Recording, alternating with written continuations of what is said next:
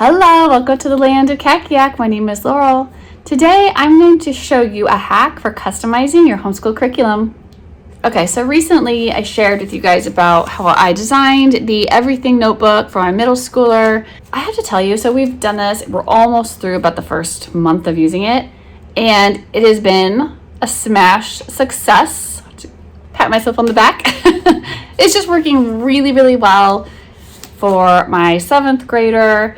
Well, my 3rd grader has taken an interest in this whole project, and he has said he wants his own everything notebook too. I did some thinking on it. I made like a generic one, and so that I could share it with people, or like over time what we're using may change. But I had some curriculum pieces like his copy work that I have him use. Is like it has the model handwriting and everything in it.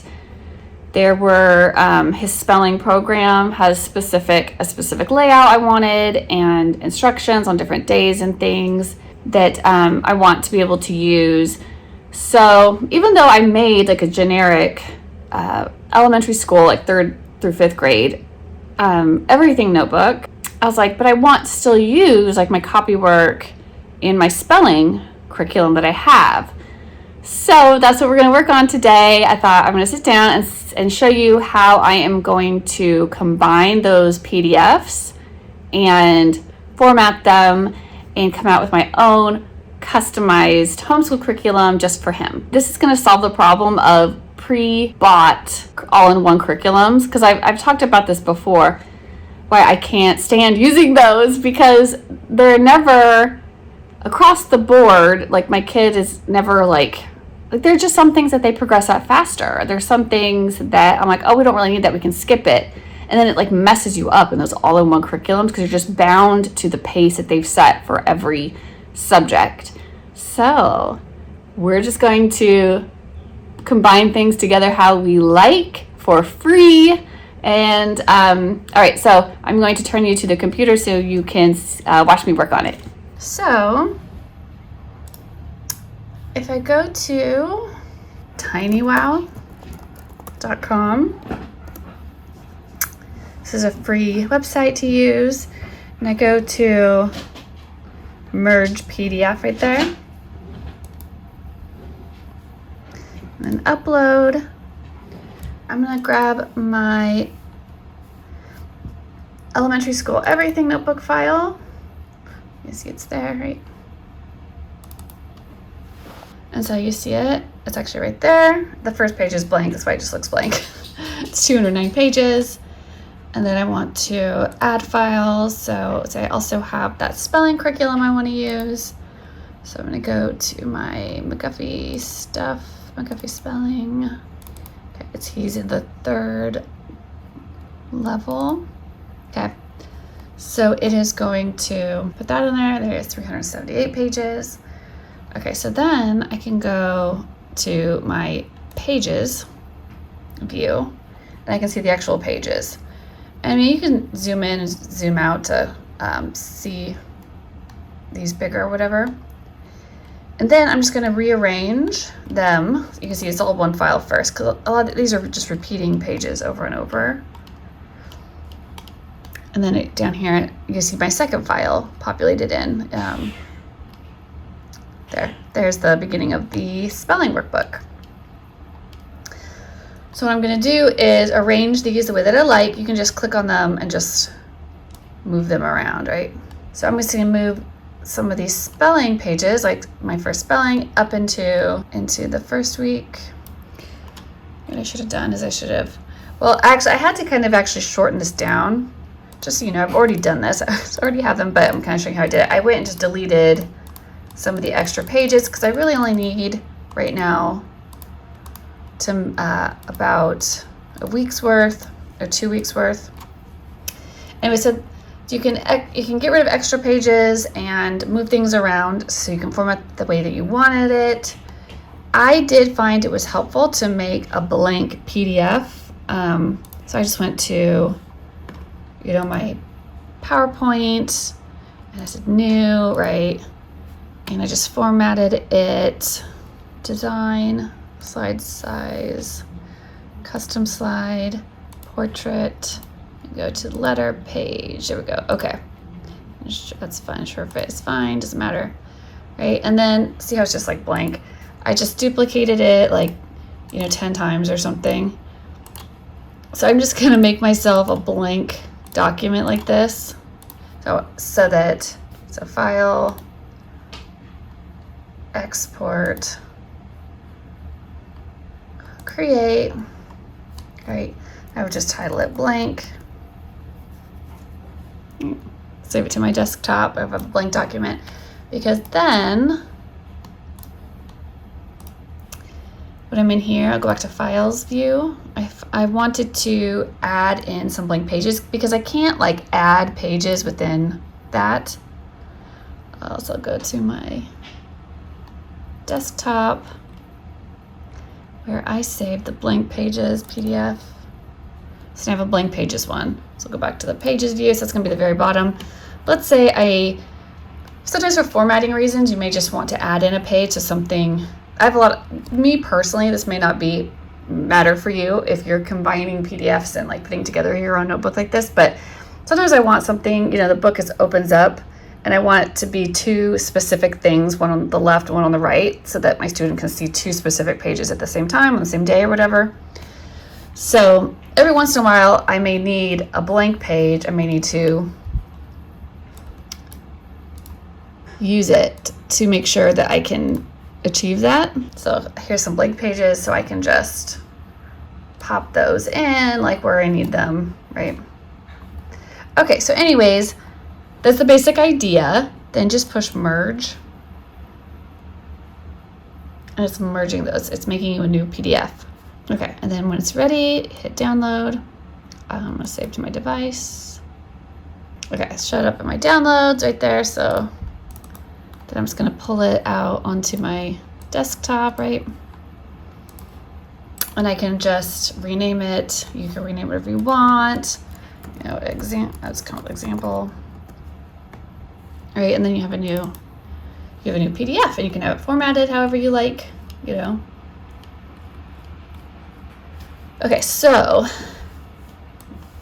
what I actually ended up doing for myself, just because I had some of those formatting issues that I was talking about, like wanting things to lay out a certain way.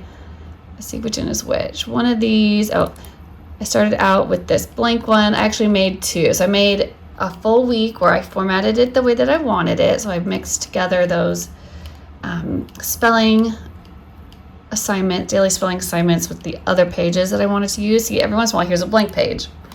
And just because it's blank doesn't mean I'm not going to use it. It's just I may leave it open for more note-taking or drawing, or I may use it for art or like interactive notebook resources. So this might be a page where something ends up getting like glued in or taped in or something. But I do like to add that element into my kids' notebooks.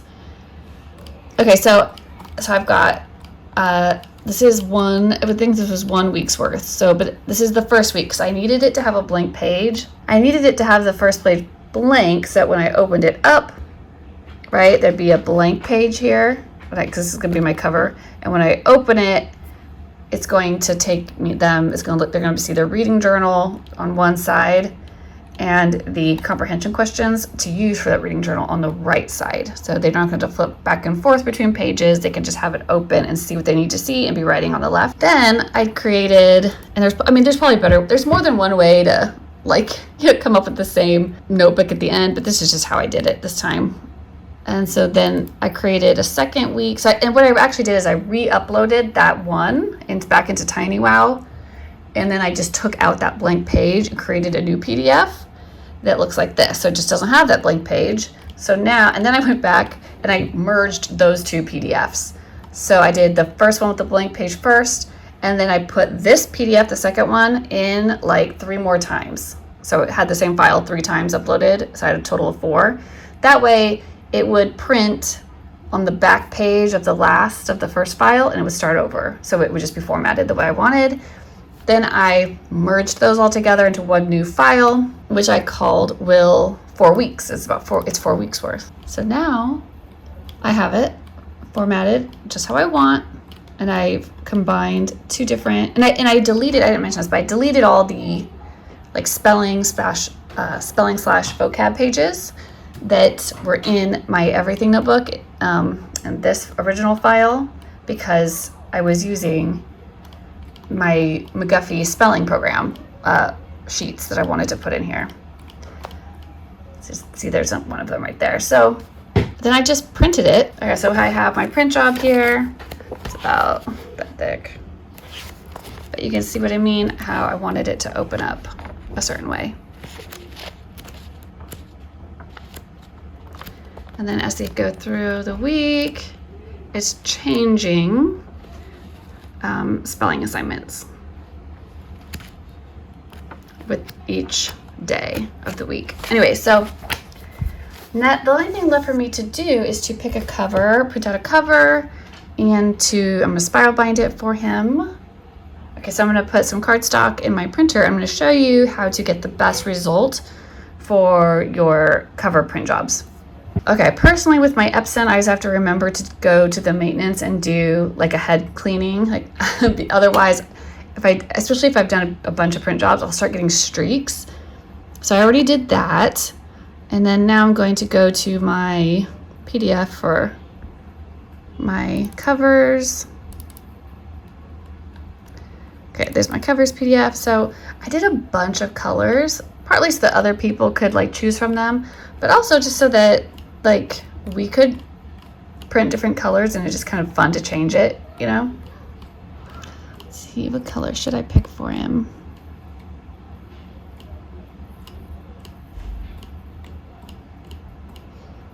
Every once in a while, sometimes the colors, they don't look exactly like they do on my screen. Does anybody else have that happen? Okay, I think I wanted to go with maybe this kind of greenish blue. Page 9. Okay, so I'm gonna go to print. Okay, I'll show you how to get the best print job on this. Okay, obviously page 9. We are going on my Epson. If I go to properties and then I go to advanced, there's this borderless printing. It's always, its default is off, but I'll set it to on. I'll say okay, okay, and now I'll print it. And now it should print all the way to the edge of my paper and not have that white like border around. Okay, so everything is bound. And this is for William. I think I'm just gonna call this volume 1 because I'm not sure exactly what dates it's gonna run through. What I still want to do is I'm gonna put in this envelope. And this is actually to hold on to his spelling flashcards or memory cards. We usually play memory with them, but we use them for lots of stuff. So I actually need to print out his new cards. So when they're done, they'll go in here and we just switch those out with every spelling list. Okay, so that's there for him to put stuff in. And then the other thing I wanted to do is show you how the layout looks. Okay, see what I mean? I wanted it to be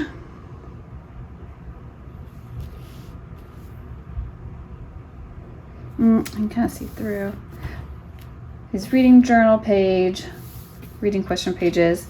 This was lighter. This is one of those other things that like this looked darker when I did it on my computer, and then when I printed it out, it's a lighter gray than I thought. So I actually went in and darkened that a little bit. Okay, and then here's the spelling for that day, and then the science journal for that day, blank sheet. You can really do whatever you want with that sheet. The writing journal for that day, and the writing checklist. This is for sentences, this one's for paragraphs. So we can do copy work, sentence writing, or paragraph writing, kind of depending on where we are.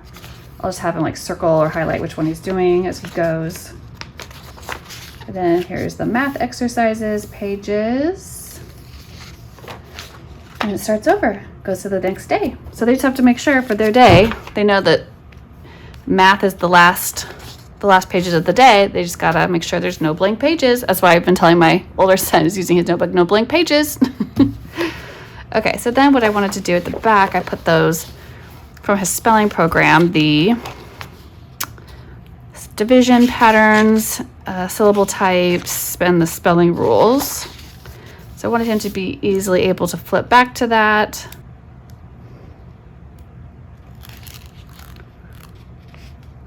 And then the only thing that's missing to be helpful with this is a bookmark. I just like to use a really big bookmark for notebooks. So I'm just recycling something I'd printed out on cardstock before.